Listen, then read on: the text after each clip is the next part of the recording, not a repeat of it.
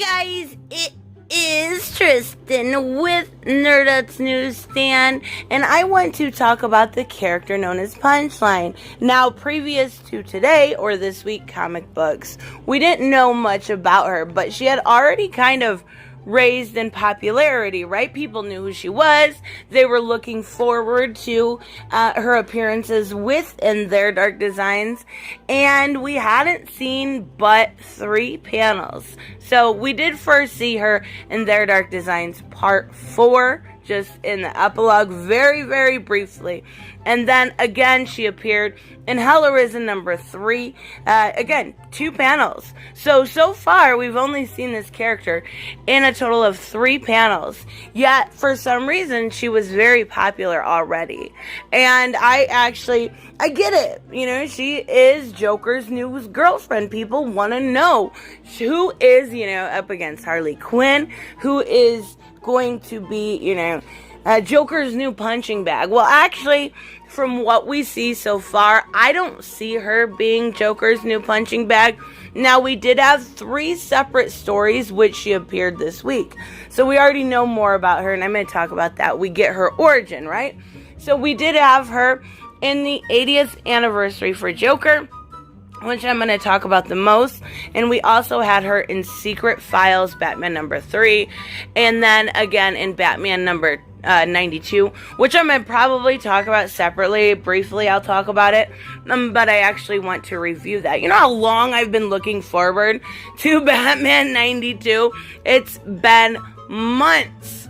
And yeah, it definitely didn't let me down. I love this run on Batman. So, let's talk about the 80th anniversary for Joker. Now, last week I did talk about Catwoman's, and I talked about the story with Tom King and what he had done with, a baby Helena and stuff like that, and where I thought we were going forward with Batcat.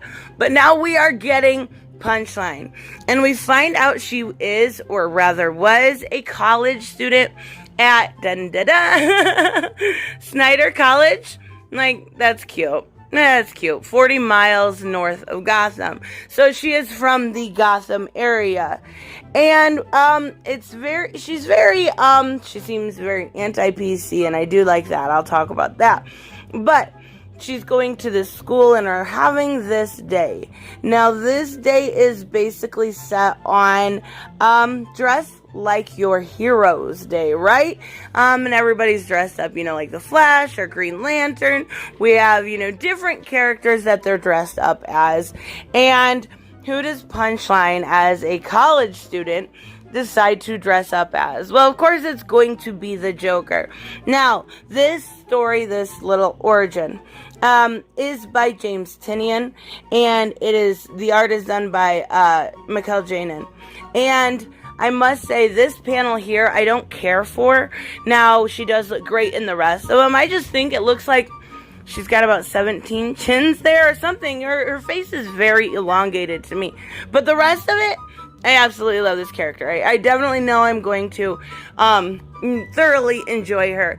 So, for Dress Like Your Heroes Day, she wears a Joker shirt, and apparently her roommate was affected by a death that happened in Gotham. And, she's basically advocating for freedom of expression. And, he's the dean who's sitting here talking with her is absolutely not having any of that. He doesn't want, this is kind of upsetting the people in the area, right? Because there was a death in Gotham, and her roommate was, then affected by it, supposedly. And basically what Punchline says is she wasn't affected by it. She's using this story, this sad, I know these people, because she wants, attention. And we see that done. How often, honestly, do you see that done? Whether it's something in the media or something in the news, people will be like, have their way with it, right? They turn it for political gain and all of that. So she does say, her brother met these guys who died one time, like 3 years ago, and she's been playing it up for likes on social media. And we see all of this happening while she's talking to her dean, getting her makeup on, right? And slowly becoming Punchline. So online, she found the recipe for the Joker toxin, and that is, what she has given him. And you can see him slowly start to get into that. And I love it because he's trying to resist laughing. He's trying to. And she's trying, to make her name for herself. And we will see why. But, basically her thing is she's sick of being told what you can be, whatever you want to be when you grow up, right? You can be whatever you want to be. You live in America. We have freedom of expression, religion, everything. But you have to be something good. Generally, that's what people think anyway. She doesn't want to be something good. She wants to be something evil. And that's exactly who she slowly becomes. And she says, the whole world is a joke, but she's the Punchline. I love her. She's so freaking cute. But the entire time, you don't realize that in her closet, Joker's watching her, right? So she kind of seems almost like this creepy fangirl, right? She's like obsessed with Joker. She, researches him. She's got posters. She's got a shirt.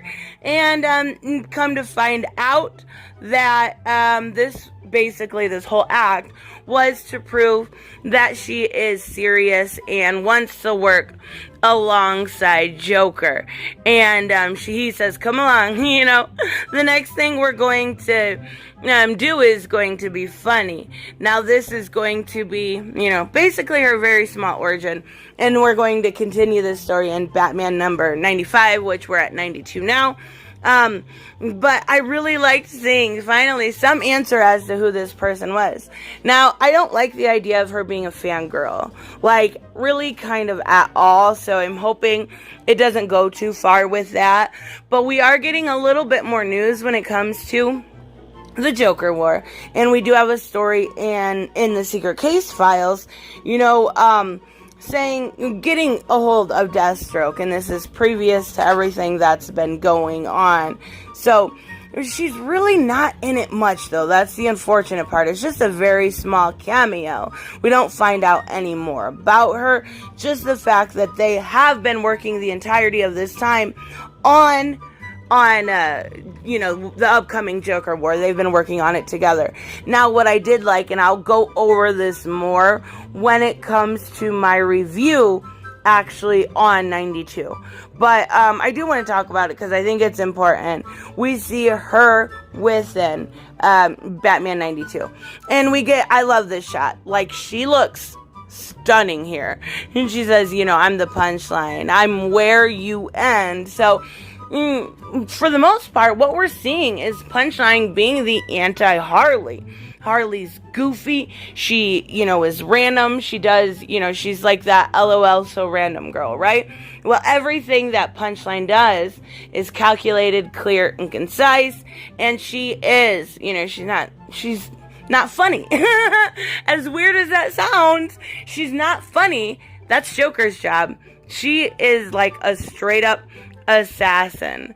And she said, the part I love with the interaction between her and Harley is Catwoman says, she's Joker's new girlfriend, and she's like, I'm his partner, right? Like, if freaking looks could kill. And Harley's like, oh boy. So she says, when all of this is done and over with, and you've had a couple of good long showers and a moment with God, we will have, a conversation together. But for now, I'm going to kick your ass. Which I think she's just saying is, she knows, Harley knows she's under Joker's spell. She knows that eventually, maybe Punchline will go off by herself, but it's not going to happen anytime soon, so she's not going to give her, the time of day right now. I really, really am enjoying this new character. Now, I am very curious to see Clown Hunter. I do believe that I'm definitely going to like Punchline more. I really do. But these new characters heading into Joker War are definitely something that I'm enjoying.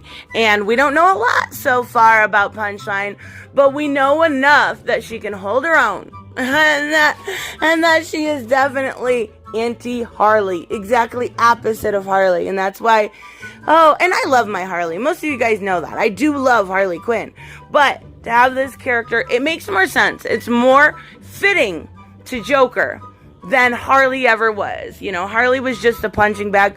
This girl can hold her own. So I'm really glad to see this. This is probably the best week in comics in a while. So I'm glad to see this. I will have a review up for 92 either later on today or tomorrow morning. Either way, I will definitely have something up later. But I really, really like this. This is a good week in comics. Definitely all worth the buy. So let me know what you guys think, of course. And I will see you in the next one. Bye-bye.